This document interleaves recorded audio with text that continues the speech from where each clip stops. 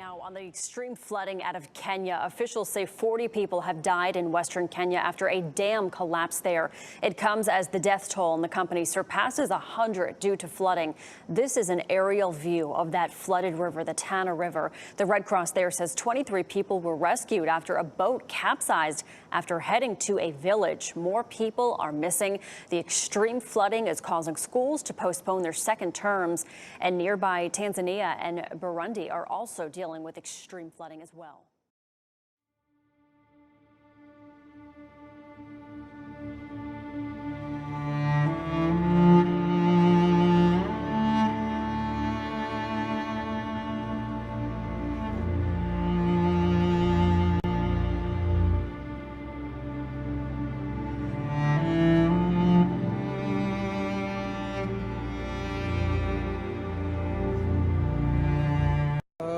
Fire broke out in the TRP gaming zone in the afternoon. The rescue operations are on. The fire is under control. We are trying to retrieve as many bodies as possible. As of now, around 20 bodies have been recovered and they have been sent for to the hospital for further investigations. Sir, what kind of investigation will be carried out? Who was the owner? Any ideas? The gaming zone is owned by a person called Yuvraj Singh Solanki. We will be registering an offence for negligence and the deaths which have occurred.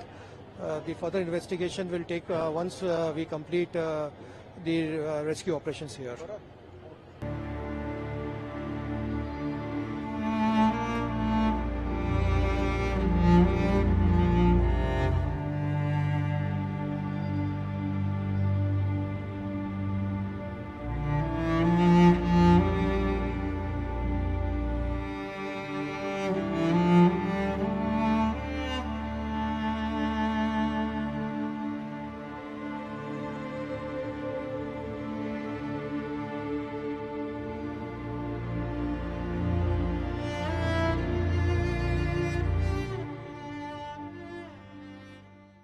Good evening, and thank you for joining us on this Sunday. It has been a horrific month for people living in the nation's heartland. The latest severe storm system overnight has killed at least 16 people, and tonight more than 100 million of you are under the threat of dangerous weather. The worst of the devastation stretching across Texas, Oklahoma, and Arkansas. Denton and Cook counties in Texas are among the hardest hit. CBS's Dave Malkoff is in Valley View, Texas, about 60 miles north of Dallas. Good evening to you, Dave. I see there's a lot of devastation there behind you. There is, Jerika. Good evening.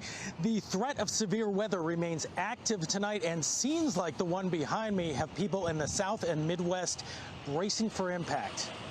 Deadly severe weather is on the move.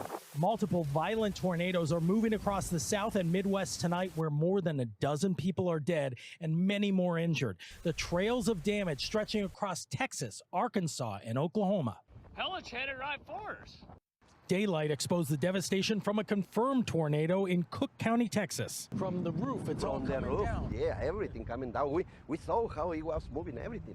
This is what remains of a rest stop about 90 minutes north of Dallas. I kid you not, 30 seconds in, someone goes, "Get to the bathroom now." That voice was holiday traveler Hugo Parra, whose quick thinking likely saved lives. So you got everybody into both of the bathrooms. Both, and some people stay on the hallway. What we heard was, "Get to the bathroom now." And that's when everything hit. It saved me and my wife's life, and 50, 60 other people. The same system then moved through neighboring Arkansas, where at least 6 people are confirmed dead. Rain and massive hailstones pounded homes across the South this weekend. In Oklahoma, 2 people were killed and several more injured when powerful storms passed through overnight. And back here in Texas, search and rescue efforts are still underway, and officials fear the death toll could continue to climb. Power remains out for hundreds of thousands of customers from here in Texas all the way up to Ohio as power crews get ready to put the power back on for people this Memorial Day weekend, Jerika. Yeah, it's a rough one. Terrifying accounts there. Dave Malkoff, thank you. Also this hour, rescue efforts continue in Papua New Guinea following a deadly landslide on Friday that is projected to have claimed the lives of over 2,000 people. According to emergency responders, the landslide has deposited debris up to 8 meters deep across 200 square kilometers. Government authorities have informed the United Nations that over 2,000 people have died in its wake. To give you an estimate, close to 4,000 people are projected to be living in and near the impacted area. While the government and defense forces have deployed in extensive rescue efforts on ground, heavy equipment required for the rescue, such as excavators, are yet to reach the village. The remoteness and the uneven mountainous terrain are slowing rescue and aid efforts. There's also concerns from rescue operators that the use of heavy machinery may be prevented by the locals up until mourning and grieving obligations for the recovered are fulfilled. The landslide has also rendered a section of the Porgera Highway inaccessible, cutting off certain affected communities. These include the Porgera Gold Mine, operated by Papua New Guinea, that is Papua New Guinea, in a joint venture with China. Heart-wrenching videos from ground zero of this calamity have spread across social media sites. In a few of them, villagers and local media teams can be seen scaling rocks, with many digging with shovels, sticks and their bare hands to find survivors.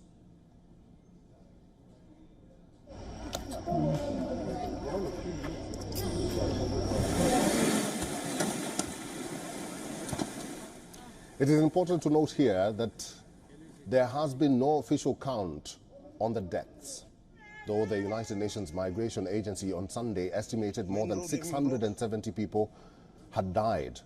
The agency based its death toll estimates on information provided by officials at Yambali village in the Inga province, more than double the initial number of possible fatalities reported by local media. A humanitarian convoy has started distributing bottled water, food, clothing, hygiene kits, kitchen utensils, tarpaulins, as well as personal protective equipment. Neighboring countries, Australia and French administrators from New Caledonia have also offered emergency assistance.